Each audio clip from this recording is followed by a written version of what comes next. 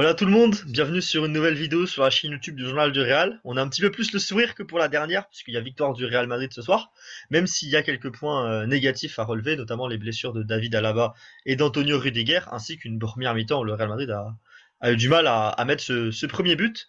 Pour parler de cette rencontre contre Las Palmas, je suis avec Pablo. Comment ça va, Pablo?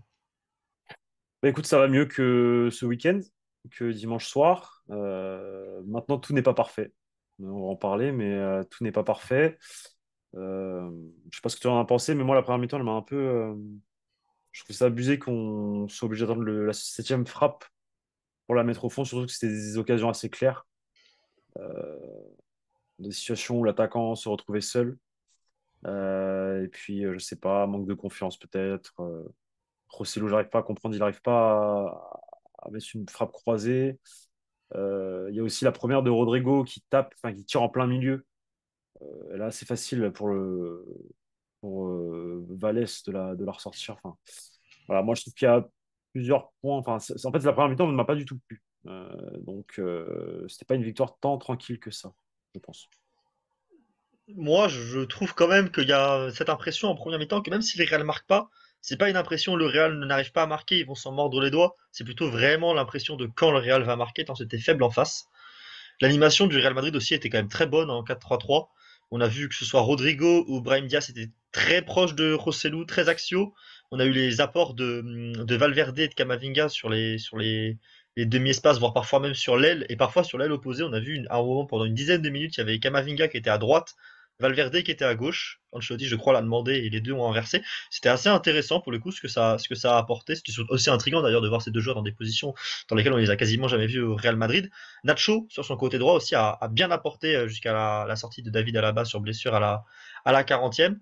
Petit bémol, moi je trouve, c'est quand même Ferland Mendy qui lui n'a rien apporté offensivement encore une fois aujourd'hui. On en a l'habitude. Il n'a pas fait nécessairement un mauvais match, mais je trouve qu'il apporte rien offensivement, alors que c'est le genre de match où même tes latéraux peuvent apporter. En tout cas, moi je trouve qu'il y a quand même des satisfactions, même s'il manque ce ballon mis au fond. Surtout, je le tirerais surtout sur la pierre sur Rossellou qui a un petit peu vendangé, même s'il bute sur un très bon gardien. Il y a aussi cette action où il y a potentiellement un penalty sur Brahim Diaz. Brahim Diaz aussi a raté une occasion assez franche. Au final, c'est lui qui la met au fond sur une passe décisive de Lucas Basquez qui vient d'entrer.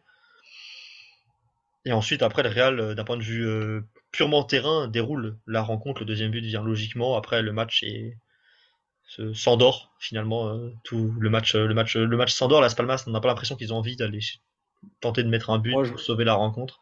je vais doser un peu. Alors, Ferland Mendy, ouais, effectivement, il fait pas le match de sa vie, mais bon, il revient, donc il faut lui laisser du temps, encore une fois.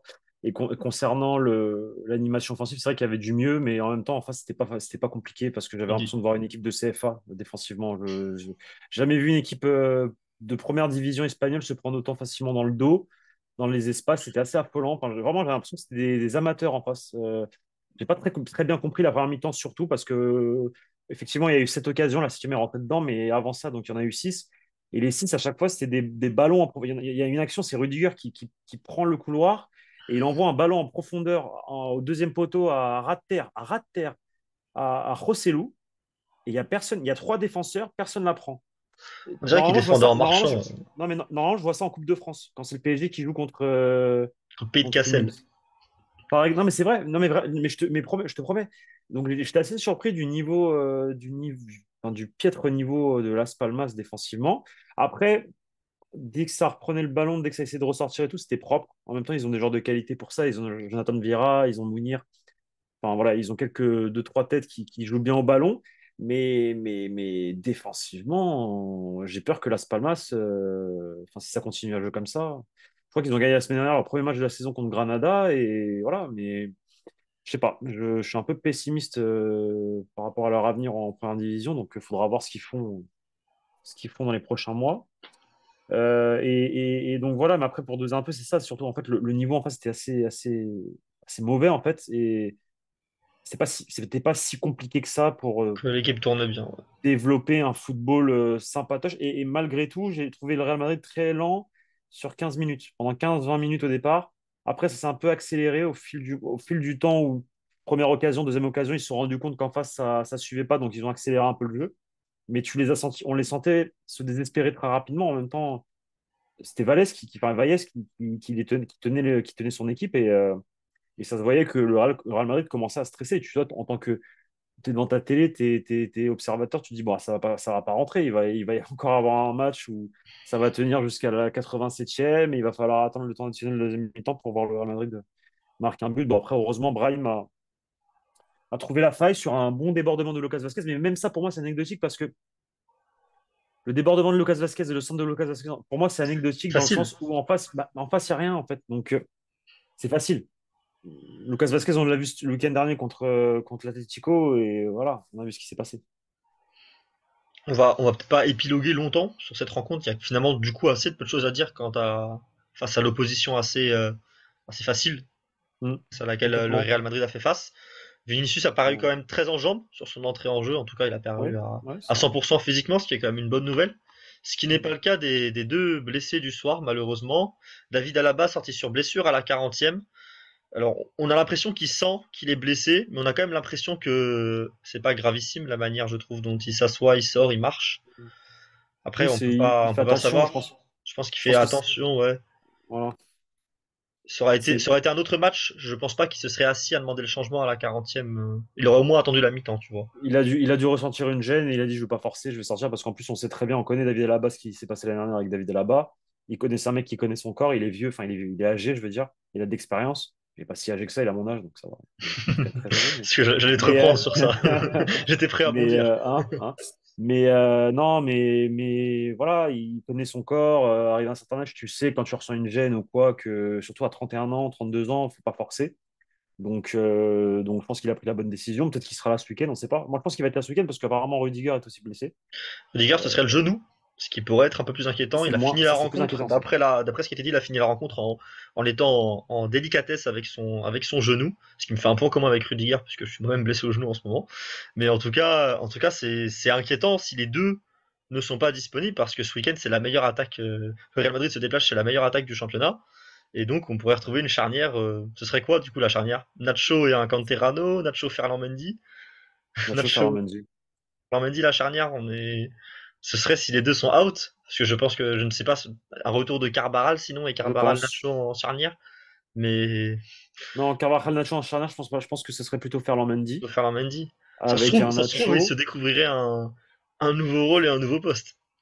comme David Alaba à l'époque. Non, mais après, Ferland Mendy dans l'axe, ouais, c'est juste que c'est un latéral de formation, mais en vrai, il a des aptitudes C'est pas le qui plus sera. choquant, oui, c'est pas le plus choquant. Voilà, tu peux te dire, on en connaît combien des anciens latéraux qui sont devenus défenseurs centrales au fil de leur carrière, Sergio Ramos. Après, tu as eu l'inverse aussi. Tu as eu Arbeloa qui a commencé dans l'axe et qui a fini latéral droit. Il a commencé dans l'axe au Castilla. Mais non, mais il faudrait voir. En tout cas, si les deux sont blessés, c'est une très mauvaise nouvelle pour le Real Madrid. Moi, j'ai peur contre Girona parce que c'est une équipe qui joue très bien au football, qui est partie gagner ce soir à Villarreal 2-1. Et Dieu sait que c'est compliqué de jouer à Villarreal. Après c'est pas le meilleur Villarreal, certes, mais c'est très dur d'aller gagner là-bas. Et là, on a l'impression que Girona roule sur tout le monde. Donc, on va voir ce qui se passe ce week-end. Le Real Madrid face à des équipes qui mettent un peu d'intensité et qui jouent un football direct et de transition et vite, rapide. Je sais pas. On va voir. On va Ce voir. sera l'exact opposé de la rencontre qu'ils ont eu ce soir pour le coup en termes Complètement. de rythme et Complètement. d'opposition. Totalement. Ils sont pas leaders pour rien, Girona, même si on va peut-être en faire une petite vidéo quand on aura plus de news sur la santé à la veille du Hmm. match, à la veille de ce déplacement. Mais en tout cas, ça fait ces deux blessures potentielles des défenseurs centraux, bah, ça fait peur, puisqu'il y a évidemment déjà Militao qui est blessé, et il y Ouais. avait que quatre centraux dans l'effectif professionnel du Real Madrid cette saison, donc bah, il y a tout de suite un vrai trou qui se crée, et en plus, bah, tu te Complètement. déplaces face à une équipe qui a passé déjà 18 buts cette saison en Liga. Et En tout cas, ce serait. t'en as pris 4 là-bas en plus l'an passé. Enfin, Ben, ça exactement. fait vraiment très très peur quant au résultat que le Exactement. Real obtiendrait en cas de blessure. Sachant que même sans blessure, d'ailleurs, cette rencontre, moi, personnellement, me fait très peur pour le Real Madrid. Pareil, exactement pareil, tout pareil que toi. Et je dirais même plus que c'est pas le meilleur moment, ce serait pas le meilleur moment en tout cas pour envoyer au charbon un Canterano sur ce match. C'est pas le meilleur des baptêmes, donc j'espère que ce sera Ferland Mendy ou même Carvajal s'il revient, plutôt que je sais même pas qui au Castilla. Bah, il y avait Rafa Marine qui est parti, ça aurait été parfait. C'est un très bon joueur Rafa Marine. Malheureusement, il a la veste. Mais ouais, non, il y a. Comment il s'appelle le défenseur central là, C'est merde, je sais plus son prénom. non, c'est Marvel, il y est plus, non, non plus. Marvel, si, si, si, Il y c'est est Marvel, encore? c'est Bah, ça. ce sera Ouais, Marvel alors qui c'est sera appelé Marvel. dans le groupe. Marvel, c'est ça. Voilà. En tout Faut dire cas, de plus. encore un match où des nouvelles finalement, des mauvaises nouvelles, pardon, ça cumule alors que la rencontre en elle-même n'en a pas vraiment donné. Le match a été plutôt tranquille pour le Real Madrid. On va voir ce que ça va donner d'un point de vue médical. On en parlera sans doute avant la rencontre contre Gérone, qui sera un match le premier contre le deuxième, puisqu'on peut le mentionner, le Barça a connu un faux pas hier contre Mallorca, avec un match nul 2-2, et donc le Real Madrid a repris un point La deuxième d'avance, place. si Deuxième je place, sais un point compter d'avance. sur le Je FC sais compter. Barcelone.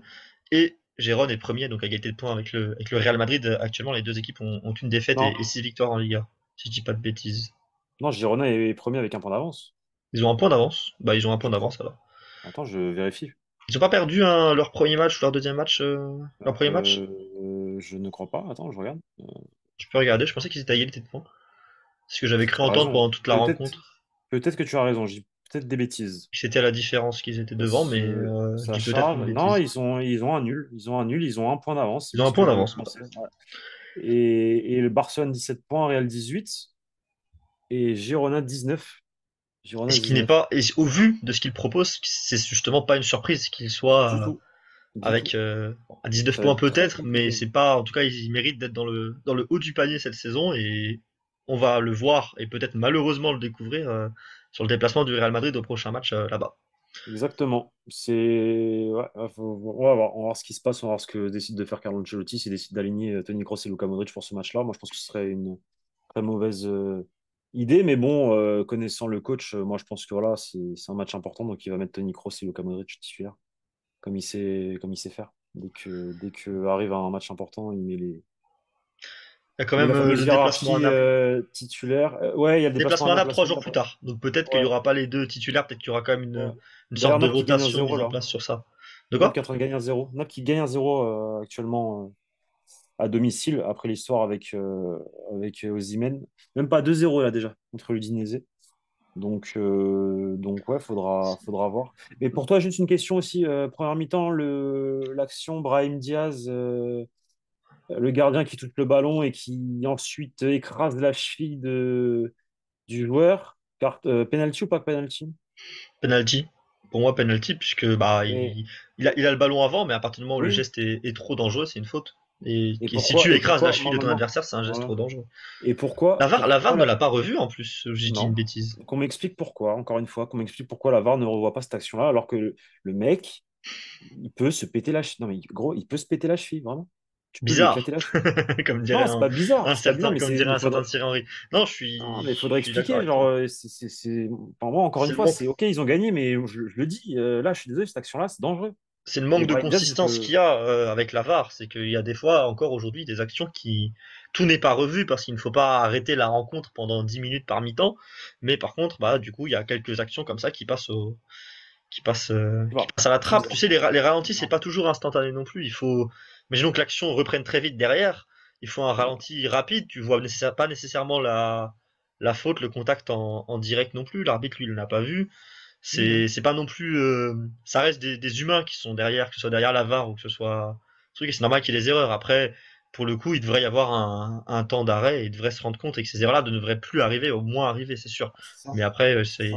c'est justifiable. Mais bon, par contre, oui, il y a penalty et si tu revois les ralentis et si t'envoies l'arbitre voir la VAR, moi je pense qu'il siffle penalty parce que même si la sortie est dans le bon tempo, il a le ballon, Tout est il dans y le a bon le tempo, geste sauf derrière. le Tout est pied, bon, en fait, mais à le la geste, fin. le pied traîne et un pied qui traîne sur une cheville dans la surface, c'est un penalty, hein. Gardien, pas gardien, c'est un penalty. Exactement. Bon, Merci je à pense qu'on toi. a fait le tour. Bah, On merci a à fait le toi, tour, Guillaume. exactement. Merci à ceux qui ont regardé la vidéo jusqu'au bout, jusqu'ici. On vous laisse nous dire en commentaire votre charnière centrale sur les matchs à Gérone. Mouillez-vous. On n'en a pas exactement, évidemment, encore les blessures d'Alaba et de Rudiger. Donc mouillez-vous si vous pensez qu'il y en a un des deux qui sera peut-être pas blessé et qui sera là. Sinon, Carbaral Nacho, Nacho Ferland Mendy, Nacho en Canterano. On va voir ce que ça va donner. Dites-nous, mouillez-vous en commentaire sur la charnière centrale à Girona. Et dites-nous le nombre de buts que cette charnière va encaisser. Voilà, au point où on en est. Moi, je pars sur un Nacho Ferland Mendy et 4 buts encaissés. Voilà, comme ça, c'est dit comme l'an dernier, même tarif. Moi, je pars sur un Nacho Ferland Mendy, Dani Carvajal à droite s'il revient, ou Lucas Vasquez. Fran Garcia à gauche, et je pars sur un partout. Bah, écoute, le fameux un partout de Pablo, on en reparlera sans doute de cette rencontre si on a du nouveau d'un point de vue médical. Sinon, cette fin de vidéo servira de prévia à ce match qui risque d'être relevé et difficile pour le Real Madrid.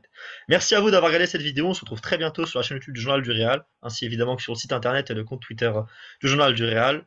Excellente soirée ou journée à vous, et on se retrouve très bientôt. Salut! Ciao les gars.